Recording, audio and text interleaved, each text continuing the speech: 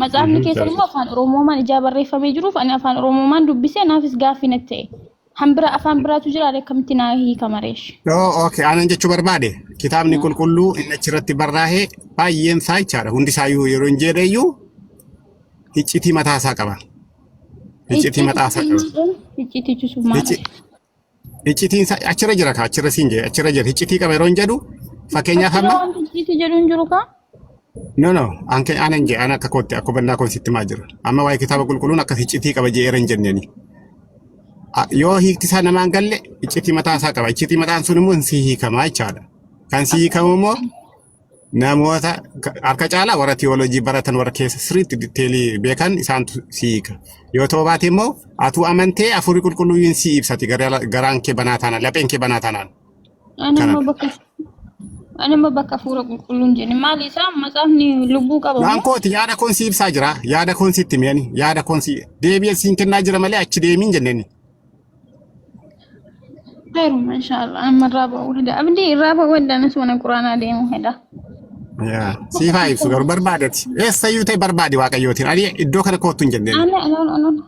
Ani dur barbaade argadhee bara alhamdulillah rabbil alamin barbaade har'a waggaa 5 argadhe kun alhamdulillah. Galata rabbi. Amiin.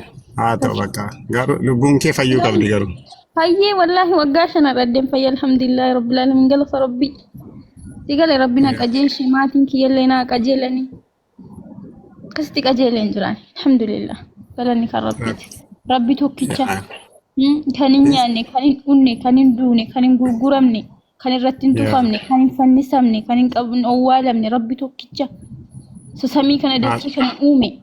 Isa anatu sin uume jedhee quraana isaa keessatti akka gaariitti dubbate. Ani rabbii keessani jedhee sanatti amanee jira. Sigale kan rabbii biraa hin qabne kan siin uume. Isammaan dinii beekti. Isammaa seexanni yuu beekti.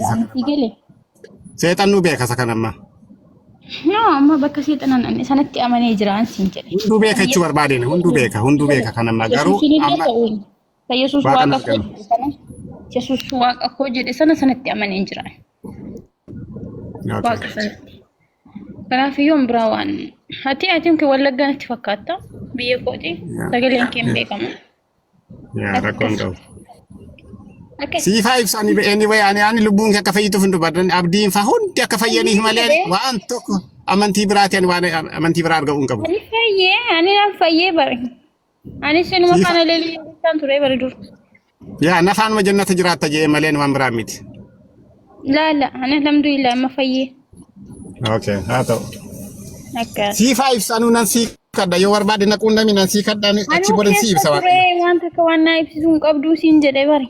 Anu keessa achi keessa baatee ta'u? Alhamdulillah. Okay. Siifaa ibsu bakka yeroo sanas maybe.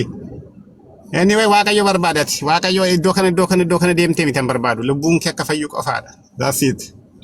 Lubbuun koo kamitti fayyasa? Lubbuun koo maaliin nu kubsadha moo lammatan dhaladha moo maali lubbuu isa kamtu fayyada? Lammata alachuu qabda gooftaa Kiristoos irraa.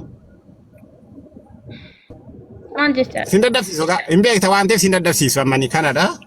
Siifaa ibsu garuu gaafa bakka deemte bakka deemte sanatti garuu humni waaqayyo mul'achuu qaba. Waaqayyo jiraachuu isaa arguun qaba. Callisee hin argine tanan shakkuu qabda gaafachuu qabda. Sii galee? Waaqayyo kun argamu. Hin argamu jedha bari maqaan keessa waaqayyo. Fuulaan maa hin argitu humni isaa garuu iddootti argamu jira. Hojiin isaa dandeettii isaa kan mul'atu jira. Maal Yesuus hin argamne moo? Yesuus hin argamne moo? Fuulli isaa. Haatoo itti amanaan jirtu kaati moo? Fiifin jedhee. Keessan tureen siin jedhe Yesuus hin argamne moo? Kanaafuu amma hankee ammoo amantee taareeti. Ani matta mane kakala gatiin nu argame. Gatiin nu argame nu barsiise. Argamuutiin jedhe jennaani hin argamu fuulli isaa jette Yesuus argameera moo hin argamne? Inni ma argame argite atuma sakkaraa jirta galatoome argite? Kanaadha kun waaqayyo achiin uf ibsi argite miti? Bari waaqayyoon argamuutiin jedhe. Fuulani argamu hojii isaatiin malee jette.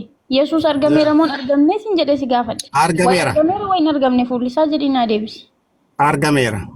Argameera. Atoo waaqayyoon argamne fuulli isaa jettee waaqayyo isa kamiin dharee? Inni fuulli isaa hin argamne jette. Amma nama meeqa jira nama 100 jira na sobuu hin dandeessu bira darbu. dhaggeeffadhu ka waaqayyo karaa isaatiin nu mul'ateera karaa isaatiin dhaggeeffadhu karaa isaatiin ammas karaa isaatiin irra deebiin dubbadha. Anamma siin jedhe ati waaqayyo hin mul'anne fuulaanii jette. Yesuus mul'ateera moo mul'anne? Mul'ateera jee.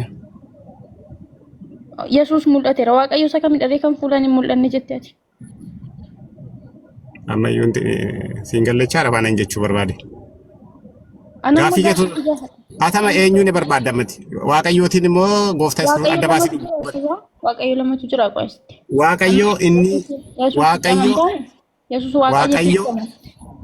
waaqayyo karaa gooftaa Yesuus Kiristoos nutti mul'ateera. Karaa nuti arguu dandeenyuun karaa foon keenya humna isaa danda'uutiin karaa nama keessaan ta'ee nutti mul'ateera jechaan jee. Keessaan yeroo hin jiru siin galle afaansaa akkasiin jee nutti mul'ateera. Okay, rakkoon qabu. Amma kanan si gaafadhee waaqayyo mul'ate hin mul'atu siin jedhe. Waaqayyo hin mul'atu siin jenna waaqayyo argitaa naan jetteeti. Waaqayyo mul'atu siin jennaan waaqayyo hin mul'atu fuulaanii jette atis. Si galee fuulaanii mul'atu naan jette. Dandeessee abbachuu dandeessu fuuldura isaa. Yesuus mul'ateera moo mul'anne? Argameera moo argameera? Inni maasitti karaa nuti dandeenyuun nutti mul'ateera. Karaa humni keenya danda'u. Waaqayyo miidhageen namni amma kana fuulli isaa mul'annee naan jettu. Ajaa'ibaati. Dubartii deebitee ammas isma gaafata. Jettee ofuma kee dubbatti maa sobda isaan sobiin wallaahi ani jireenya koo keessatti nama kijibu hin jaalladhu. Kanaaf dabala. Wallaahi nama sobu hin jaalladhu. Hin sobiin. Ilaa qoqa soba dhiisiiti ammati understanding goonee jiru. Jettamoon jenne atan. Ani yoon eegamu abuu maasa namni guddaan as keessa jiru. Abdiin fasaan irratti riyaasoo kootiif. Ilaa akkasitti miti. Communication akkasitti miti. Akkasitti nama namansiistu. Ila lama ebeluun sobnee miti. Yoo ebe jechi kee naan gallee akkasitti understand akkasitti hubadhu waa tokko. Nama tokkooti sobee. Nam tokko na sobee nan sobnee ni jedhamu jecha kootu siin galle. Jecha koo understanding goone jee malee. Ati jecha keessanii akkuma matsaafachiitii qaba jechi keessa. Ajaa'ibaati. Hai jecha kootu siin gallee jette jechi kee naan galle. Amma ni fakkeenyaaf ilaalu waaqayyo nuti karaa ilaaluu dandeenyuun karaa gooftaa Yesuus Kiristoos nutti mul'ateera yoo jedhe waaqayyo fuulli isaan argamne jennaan Yesuus fuulli isaa argameera siin jedhe waaqayyo isa kamidha inni fuulli isaan argamneeti jette. Hai meen jenne moo yaajama warra dhageessanii jala kanaatti dhiifa. Abummaa asin dubbanne isaa. Ani moo jechitti sanarraa hin qabu waan amma sitti maa jeneraali sitti maan jira. Atama maaf akka duubatti harkifatte takka fuulduratti ufta duubatti deebita. Fuulduratti ufta duubatti deebita. Isa akkasitti miti. Waan afaan koo keessaa ba'e. Waaqayyo isa kamidhaan karaa isaa nutti mul'ateera. Amma san jechuu qabdu.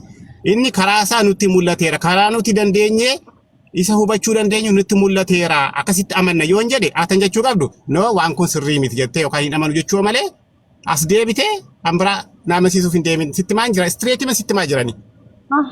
Yoo atan jechuu qabdu. Fuulli isaa mul'annee jechuudha. Okay hayyee taate tama.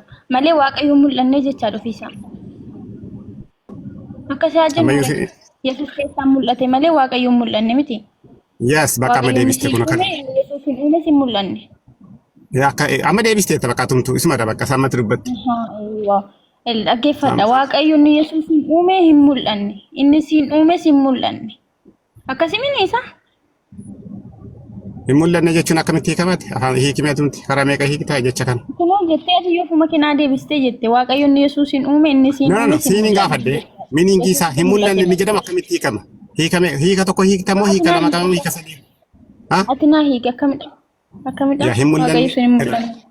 Hin mul'anne mul'ateera ni jedhamu karaa lamadha. Tokko straight forward isuma fuuldurumatti argu lama. Karaan biraatiin mul'achuu danda'a. Mul'anneen karaa lamadha. Tokko straight forward karaa biraamu karaa biraatiin mul'achuu danda'a.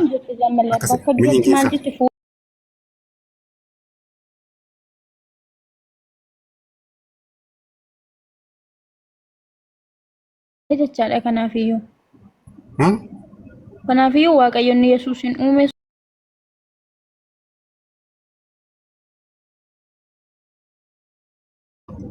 Hai. Amma kana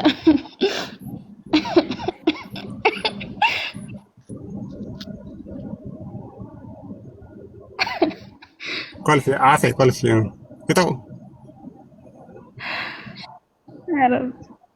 amma kana abbaanis ilmis waaqadha nana jette waaqa namatu jiraas hin jennaan immoo lakkii jette waaqa tokkotu karaa sadiitiin uf ibseera. Si deebee? Abbaa fi ilmi akkamitti tokko ta'uusa? Akkamittiin akka ta'u immoo sitti hima yoo fuulii isaa geeffachuu barbaadde. No, akkamitti tokko ta'u qoy. Abbaa fi ilmi. Waaqayyoon abbaan yeroo ilmi lafarra bu'e isa jiraachaa ture. Kun akkuma kee dura jettee nutti hin mul'anne waaqayyoo inni Yesuusin uume mul'anne jette. Hin mul'anne miti namni hin mul'anne jechuun dandeessu. Mul'ate la karaa gooftaa Yesuus nutti mul'ateera jedhanii ati immoo mul'anne jette. Anan jechuu qabdu namni hin argine namni arguu hin danda'u jedhina gaafadhu. Akkasi straight forward. Miidingiin isaa akkasi. Hin mul'anne jechuun tasmayyuu hin jiru jechaadha. Miidingii lama qabaachuu danda'a. Asitti koo waaqa lamatu jira bare lama. Akkamitti beektaa? Yesuus mul'ateera. Mul'atee ofii nyaatee, dhugee, rafee, fannisamee, reebamee, du'ee, ajjeestanii, kaachistanii waan baay'ee gootan Yesuus. Waaqayyoon abbaanu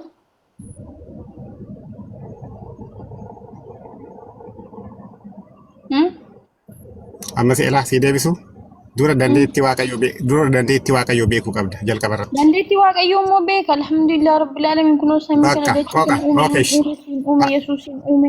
Ishi achimmaa baddu gasitti hima. Dandeetti waaqayyoo erga beekte sitti hima. Anamma bakka dandeetti waaqayyoo si gaafachaa hin jiru bari. Bakka duraa waaqayyoo fuulaan hin mul'anne jette ati. Bakka duraa hin mul'anne fuulaan eenyuyyuu hin argine. Hin mul'anne Yesuusoo mul'ateen siin jedhe bare. Waaqa lamatu jira moo Yesuus mul'ate qaamaan dhufe. Geetu. Yaa. Waaqayyoon du'a. Hindu.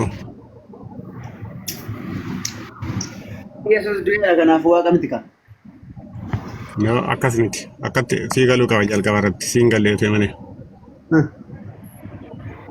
Dura akkanitti dhufee dura naa isimeeti dura achiin sii galuu qaba jalqaba. Maal dhufuusaa miti dhabuu akkuma namni dhalatu dhalate maal dhufee miti hin dhufne hin dhalate. Kanaafuu waaqayyoon dhalatu Yesuus waaqayyoon du'a hin du'u Yesuus hin du'a. Kanaafuu waaqa miti kaa kalaas. Waan biraa maal biraa eessa dhayitare kan biraa? Kanaaf akkasumatti finna jette. Tumurame kamaa kan biraa eessa dhaquuf kan biraa gara mata duree biraa yoo dabarre malee waaqayyoon du'u Yesuus du'e kanaafuu Yesuus waaqa miti jechuudha. Mata duree biraa yoo ta'e malee kun dhumeera. Inni eessaa akka dhufee garuu dura hubatteetta dura. Gara Maariyaam keessaa dhalate. Akkamiin? Akkamiini? Karuma namni ba'uun ba'e.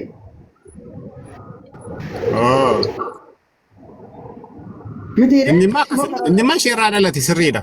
Garuu akkamittiin isheen ulfoofte isa? Akkamitti harka ulfooftee? Rabbiin akkamitti wanni jedhamu hin jiru. Rabbiin karaa barbaachise nama ulfeessa fakkeenyaaf.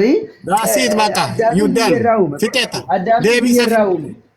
Deebii isaa fixeetta. Sagalee isaatiin raawwatee isumadha amma. Sagaleen isaa immoo isumadha. Adda ba'uu hin danda'u. Si galee isa faana. Sagaleen isaa adda ba'uu hin danda'u bire? Maaliifis waaqayyo jechuun. Adda ba'uu hin danda'u Yesuus immoo adda ba'eera kanaafuu sagalee isaa miti qaba. Aha, waaqayyootiin amma deebistee meera. Takka gubbaatti waaqa hunda danda'a jette. As kanatti immoo waaqayyootiin akka humna hin qabne goota. Akkam jirtu nagaa. Inumaan karakkartaa maalati yoo? Gargaraan jiru waa tokko si gaafadha abdii. Akka obboleessa tokkootti. Hingalaa fi gaaf tokko.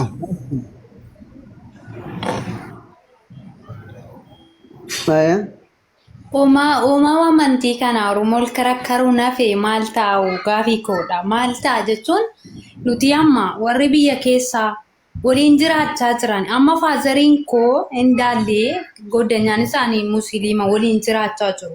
Maaliif gizee sargii ta'e gizee namni du'e ta'e walii akka baranii jiraatan.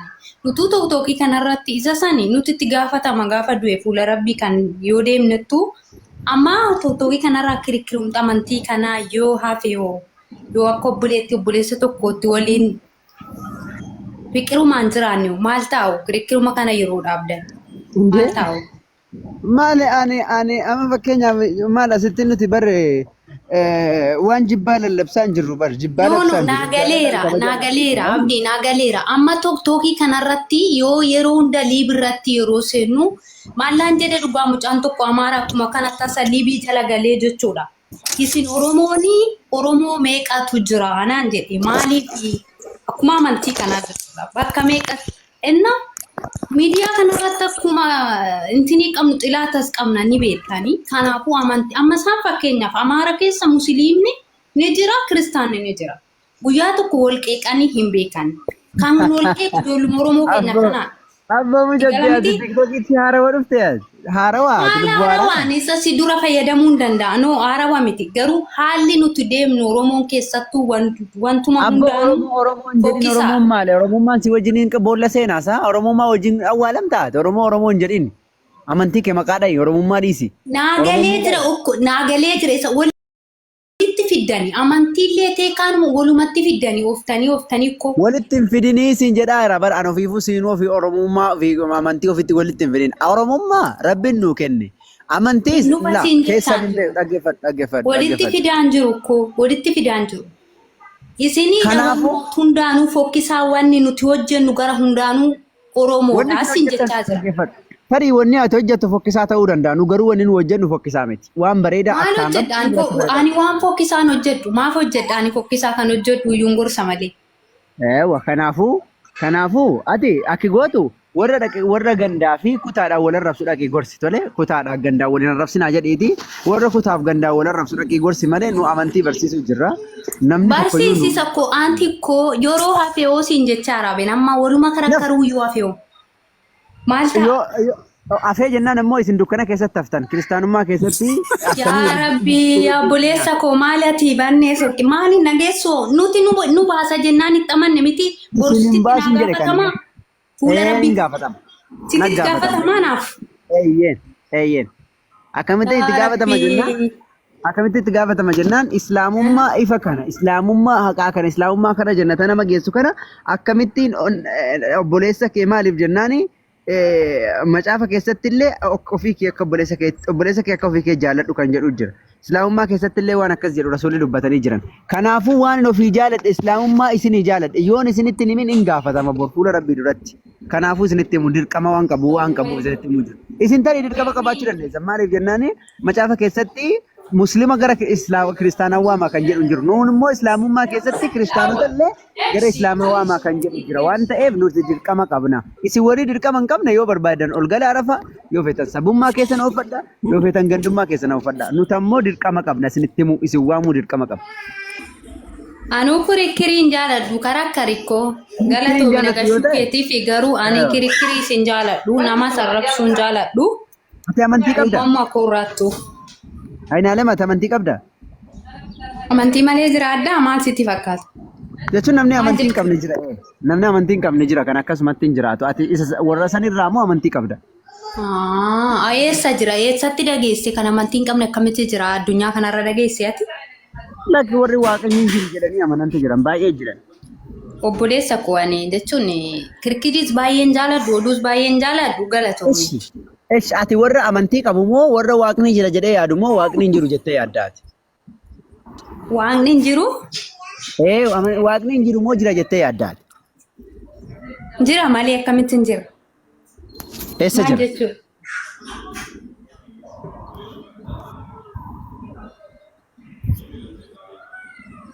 Waaqni eessa jira? Ani kirikiriisi faanaan deemu obboleessa koo hin karakkarin dhiisi. Kirikirii miti. Hin fedhu ani nama maaliif amantii koo no amantii mataa koo fana mana namaaf odoonteensii galee boru Rabbii fuula Rabbii on deeme maaltu narraa gaafatama kan jedhu daandii na baasu natu beeka namni na gorsee odoon ta'in. Amantiin qabdu jechuudhaati. Isaa qabaachuu baadhu chigiree illa'u maatiitti naan gaafatamtu gaafa san. Hin gaafatamaa siin jedhaa jira bar. Hin gaafatamaa. Siimiti obboleessa kiyyaa obboleessi koo kan haati koo harmeen koo kan immoo faazariin koo ittiin gaafatamu kana beeku. Wallahi hin gaafatama. Wallahi hin gaafatama. Qasaman billahi hin gaafatama. Akka ajaa'ibaa gaafatama. Maali jennaan si dhalchuun bar abbaan kee si dhalchuun midhaan si nyaachisuu qofa bishaan si obaasuuf qofa osoo hin taane tarbiyaa si guddisuuf. Waaqa maalummaa waaqaa si barsiisuuf akka ati karaa Rabbii irra deddeebitu si barsiisuun dirqama malee abbaan kee haadha kee wajjin ciisee si argatuuf akkasuma nyaachisee si obaasuu qofaaf miti kan si argatu qabu. Si galee Rabbiin ilmoo isaarraallee hin gaafata. Maaliif jennaan maaliif ilmoo kanan guddisin maaliif tarbiyaa siin tolchin? Anuutu laala obboleessa kee anuutu amma amantii keessa jiru kanatti boru kan daandii gaafa fuula Rabbii deeme itti gaafatamu wanta itti nan gaafanne hojjechaa jiru obbeeka waan ta'eef ani kirikirii deemuu hin fedhu galatoomii jedha. amantii An qabdaa? kanarraa haasa'uu hin fedhu. Amantii qabdaa? Anaalem amantii qabdaa?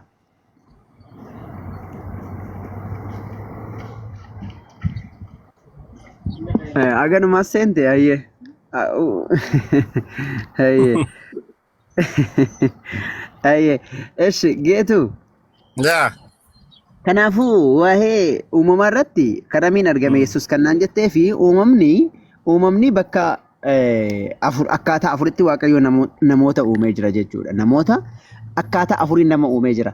Akkaataan afranutti Waaqayyo nama uume immoo akkaataa dandeettii isaa, beekumsa isaa nuti ittiin qalbeeffannee beekuu dandeenyu jechuudha. Malee waan addaa fakkeenyaaf amma Addaamiin biyyeerraa gosa malee, saba malee, haadhaaf abbaa malee isa uume. Yewaan inni immoo haadha malee abbaarraa cinaacha Addaamirraa uume. Nuun ammoo anaafsi bishaan haadhaaf abbaa gidduudha argamu irraa anaafsi uume jechuudha. Yesuusiin ammoo haadha qofarraa uume. Akkaataan kun hundinuu akkaataan uumamaa nama hin caalchisu Waaqa nama hin godhullee. Fakkeenyaaf amma Addaam gosa saba malee haadhaaf abbaa malee uumame jechuun Yesuus caala jechuu miti. Yesuus saba qaba yookaan ammoo hidda dhalootaa qaba, haadha qaba. Akkaataa uumamaa yoo ilaalle akkaataa uumamaa keessatti Addaam Yesuusiin caala. Haa ta'u garuu nuti akkaataa uumamaatiin nama madaallu. Maaliif jennaan Waaqayyo akka barbaadetti akka isaan malutti nama uuma. Sun ammoo dandeettii isaa irratti nama qajeelcha malee waan wal lama caalchisuu miti jechuudha. Maaliif jennaan inna akramakum indallahi atqakum. Namni Waaqayyo biratti kabaja qabu, ulfina qabu, jaallatamaan nama sodaa isaa qabu, nama karaa isaa irra deddeebi'u malee nama uumama garaagaraatiin uumamee miti. Kanaafuu Yesuusis uumamiinsa isaa akkaataa addaa haa ta'u malee kanaafuu wanni addaan jiru. Fakkeenyaaf amma Yesuusiin yoo akkaataa uumamaa siin kaasite Malkasaadiq namni jedhamu hin jira. Haadhaaf abbaan qabu, barri jireenya isaa jalqabaaf dhuma hin qabu, hidda dhalootaan qabu, wanta akka hin qabu. Bara baraan jiraataa jedhama caafni. Yoo akkaataa uumamaatiin namni kan wal caalu ta'e inni illee Yesuus caala jechuudha. Akkaataa uumamaa keessatti beeku waan biraa miti laa. Waan biraa miti. Dinqee hojjechuu kanneen sun waan addaati. Waan uumamaa qofa irratti yoo xiyyeeffanne jechuudha. So kanaaf waanni uumamaa fakkeenyaaf ani mana geetuun manatti yoo dhalate ani immoo mana yaalaatti yoon dhaladhe geetuun baadiyyaa dhalate ani immoo magaalaa yoon dhaladhe kuni akkaataan dhaloota keenya akkaataan uumama keenya wal nu caalchisu jechuudha. Kan wal nu caalchisu maali? Sodaa Rabbii, sodaa Waaqayyootii fi akkasumallee karaa Waaqayyoo deddeebi'uudhaan namni wal caala jechuudha. Walii galee sarratti. Ani amma fakkeenyaaf amma Yesuusiin akkamii akkaataa dhaloota isaa yoo na gaafatte macaafa keessa toon seeniin Quraana irraa suuraa Imraan boqonnaa 3ffaa irraa kaasee akkasumallee boqonnaa 19ffaa irraa kaasee sii himuu danda'a jechuudha. Akka ajaa'ibaatitti Quraanni dubbata. Dursaa waan macaafni hin dubbanne illee Quraanni dubbata jechuudha. Fakkeenyaaf amma